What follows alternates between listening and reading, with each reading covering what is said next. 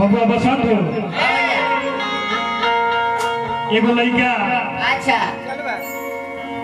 और वो लड़का कैसा लड़का चिपकावा देखा न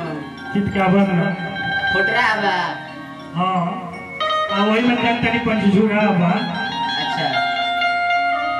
लखनऊ लड़का आए हाय वो लखनऊ ना बाप हो लखनऊ लड़का कहते कि सुनो मैडम एने आओ लड़का कहता का कि लखनऊ नवाब के सामने है लखनऊ लगा पहन के मत आओ आए हाय हाय हाय नहीं तो देखा नहीं कि मिजाज 500 किस्म के हो जाता हां लड़का क्या कहता मालूम है यार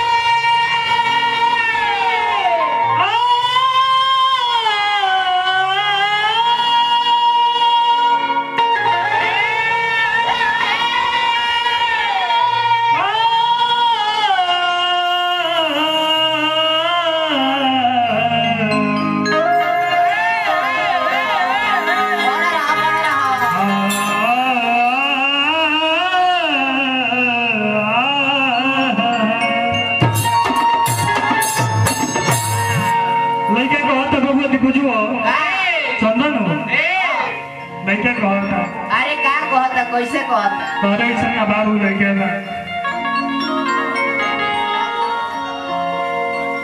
कि दिलवा हमार हो हाय हाय हाय ए मैडम है तू हमारे सामने आके छटपटा डालू तो हम बुझबुझिए छोड़ा जाने देते रहे लड़का कहता चल दो कि दिलवा हमार हो लखनऊ नवाब की मिजाज बिगड़ लगे भैया तो लड़का कहता तो लागो बहुत उड़न बा की मिजाज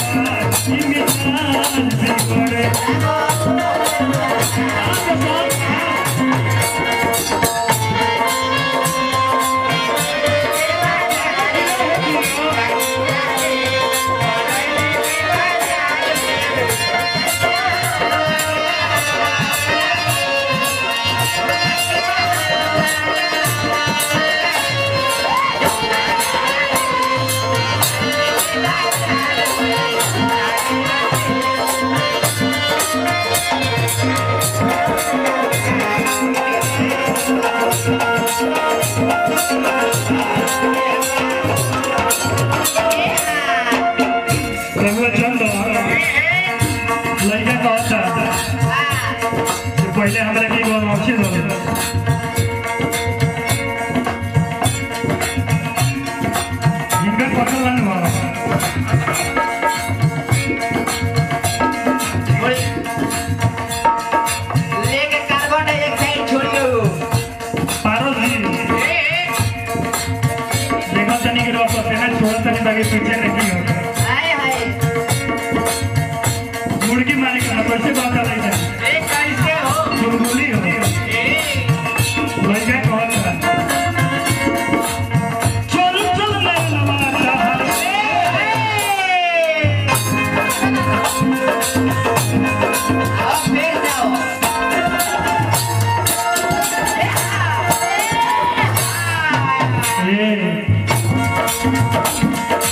नहीं चलबो ओके अब हे जाओ करंट बाबा लइके कहता चल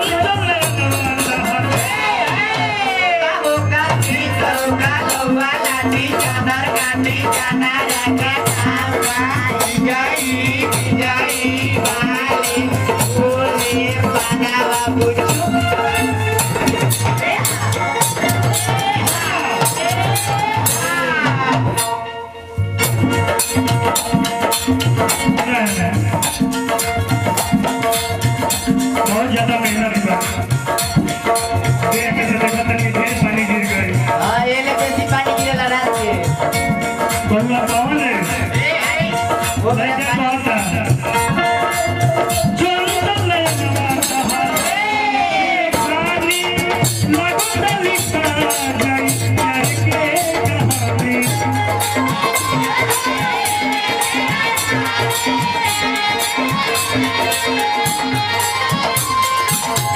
और क्या कहता लइका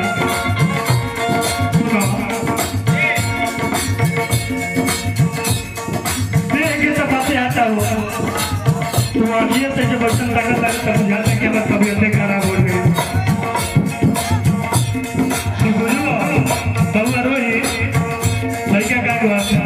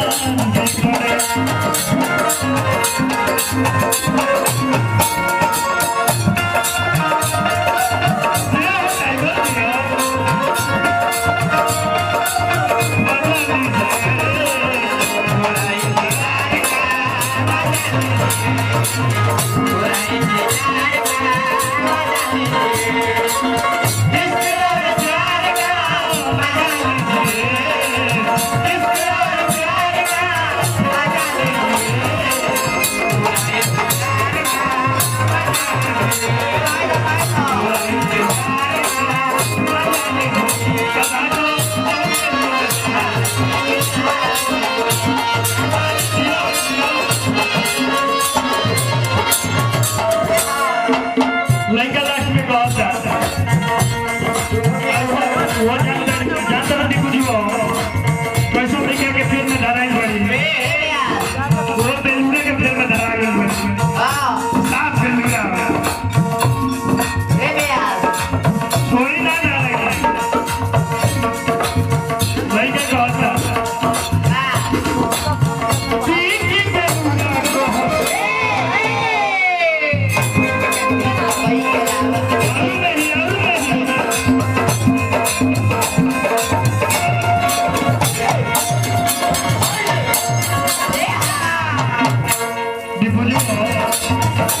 मिस कर बेला दिन बोली हो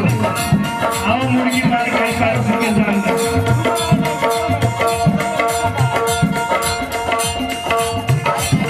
है ना क्या होगा भाई दिल को में सहारा उनके बात करना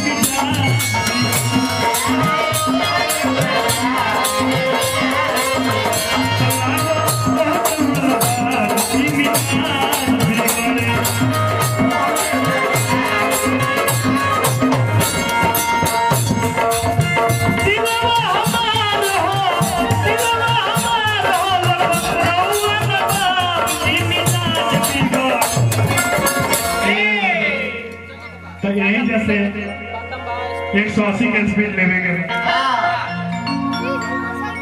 डिपुजो मारे बैक एक्सीलेंट लड़के का हाथ पसंद हो कि दिल हमार अरे कि लखनऊ नवाब ये मिजाज बिगड़े आओ आओ चापो तलागो बहुत उड़न बाज ई मिजाज